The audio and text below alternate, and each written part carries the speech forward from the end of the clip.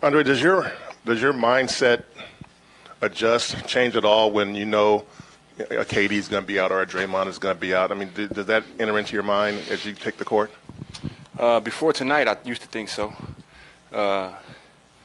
This is a weird week. It's been a weird schedule. We're going back on the road, so I honestly didn't know where I was today before the game. I got here like 60 on the clock. This is like the latest I've ever been to a game. I didn't even shoot. So I think it's all feel. I guess I say that to say this. It's just all feel. You figure it out. You feel what the team needs. You go out there and do it. And I've been playing basketball for a very, very long time.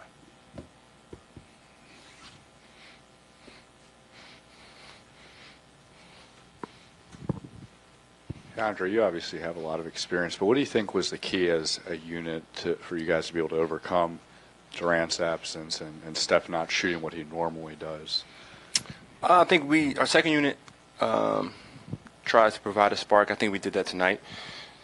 And I think we figured some things out with their second unit and not letting them get to their guys who make shots off the bench. Jameer Nelson has been playing really well for them off the bench.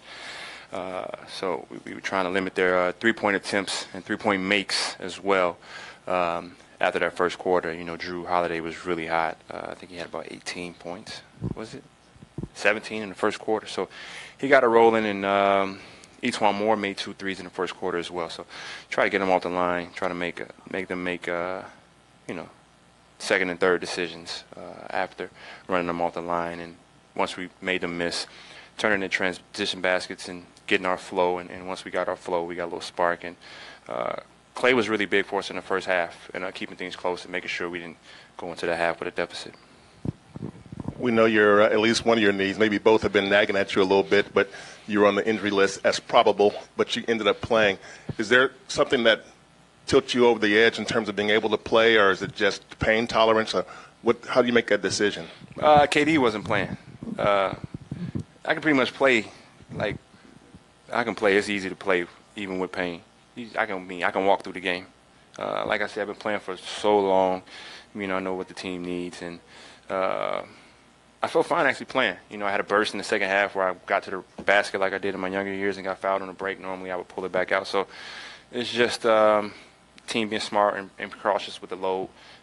Being that schedule's been kind of hectic and it continues this following week.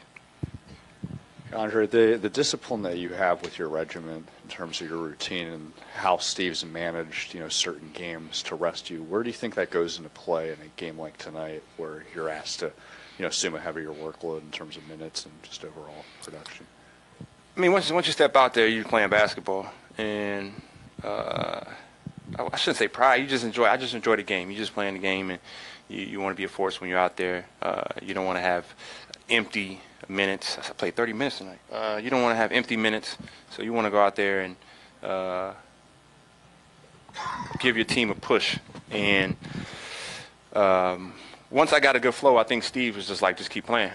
And I think he kind of has a good gauge of where I'm at, and I can talk to him anytime. We're pretty much on the same page without having to, communicate verbally. So pretty good relationship there. It wasn't that long ago where people kind of wondered where Kevon would be able to fit in with this team, and now you watch him out there, and he's contributing, he's doing stuff. I know you work with him quite a bit. Just what are you seeing from him? I think with Kevon, he's getting more and more confidence out there with us.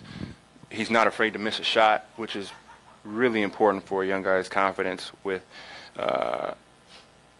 you got your core guys who get the bulk of the shots, and everyone else, you never know if it's going to be a one-shot night or a 5-shot night or a 10-shot night. So you're kind of, you're hesitating to pull the trigger, and then that leads to you not trying to make mistakes. And you can't play trying not to make mistakes. You just got to go out there and play freely, make the basketball play.